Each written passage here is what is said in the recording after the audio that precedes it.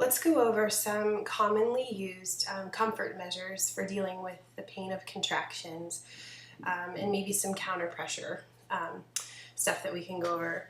Um, there is no one right way to work through your labor and delivery process, the laboring process. Contractions affect women in different ways, and contractions at the beginning of labor affect you in a very different way than in active and transitional labor. So there are many different ways to approach that, and what I find is that many women just go into this zone where they aren't even really conscious of what their body is doing, and they just find themselves in these positions and making these noises that they didn't even know were going to happen, but it's just the way that the body just sort of takes over for the mind and gets that mother and baby ready for the actual birth. So there's something called a sideline position, where it is what it sounds like. You are lying on either side of your body on the bed, often with a couple pillows in between your knees. For some women, that can really help take the pressure off through a contraction. And then it also, you're already just in that prime position for resting in between contractions. Which you should try to rest between contractions in whatever position that you're laboring. But if you were in like the more upright or standing position, for example, the rest that you would be getting while you're standing up is very different than what it's like when you're lying down. So sideline is one.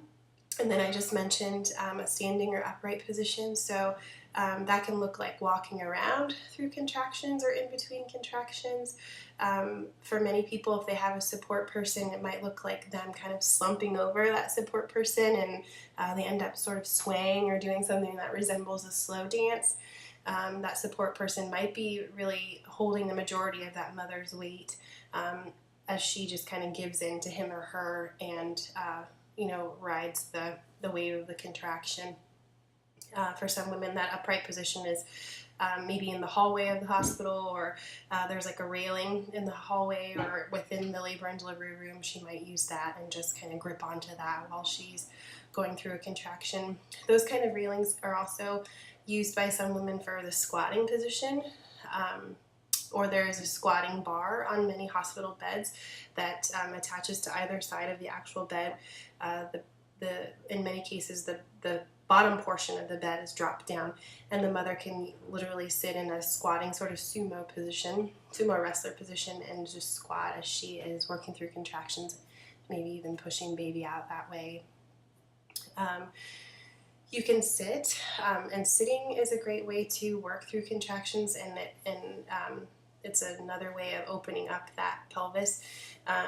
So I have something that's like an exercise ball. It's actually my children's like bouncy ball, but many hospitals have the large inflated yoga balls or birthing balls, and I'll show you a couple things that you can do on that.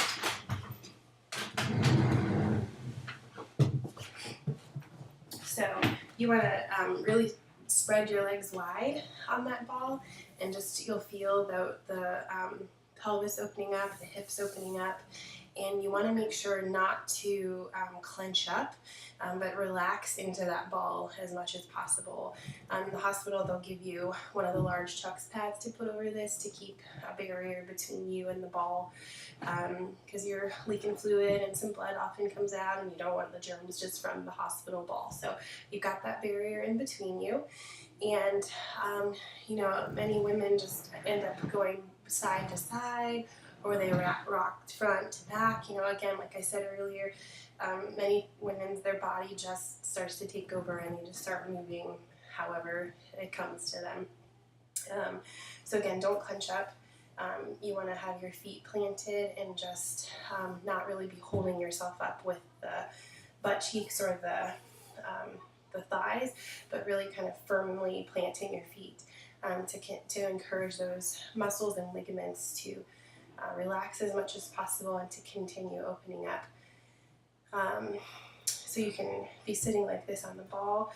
Sitting on the toilet, especially facing backwards, is a really great way to work through contraction and work through pushing, because we're really used to pushing something out while sitting on the toilet. You don't all use the same muscles as you would as if you were having a bowel movement, but for many women it comes naturally to want to push when sitting on the toilet. And again, you would be straddled over it in that position.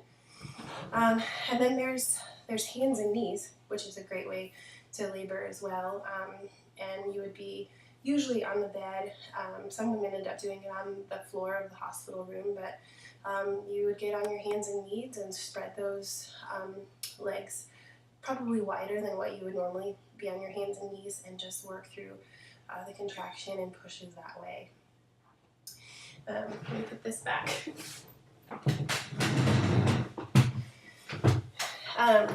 So those are just some of the ways that you can work through contractions, and you can be pushing in those positions and using some of those tools as well.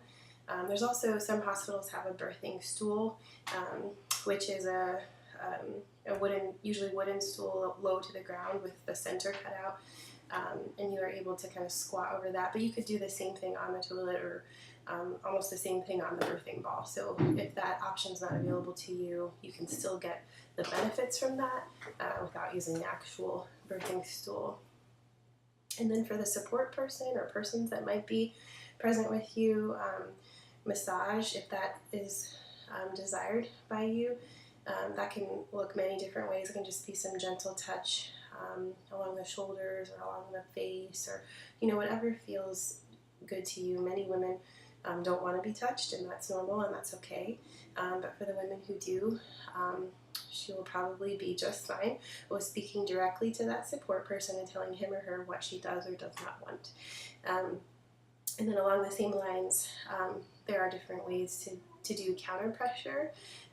So especially for somebody who's experiencing a lot of pain in her back, you might get like a baseball or a tennis ball, and use that in the place where the pain really is. So the support person would be at the back and just rubbing that ball really pretty hard into that pain space, and sometimes that counter pressure can take the edge off of the actual contraction itself, or the way that the baby might be sitting on the nerve. Another form of counter pressure would be to be squeezing really hard on the hips, and this is a great thing for a doula or a support person to do. But that, there's relaxin in those hips that's allowing the pelvis to open up and baby to descend down. But we might need a little bit of help just kind of squeezing it back together in the midst of a contraction to help take, again, a little bit of the edge off of the contraction. So, like I said, there's not really a right or wrong way to work through your labor.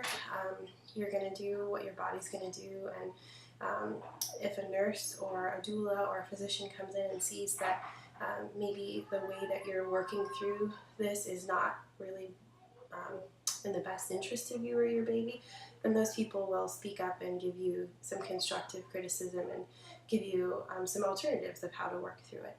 So you can do it. People have been doing it for centuries, and your body and your baby will work together to get it done too.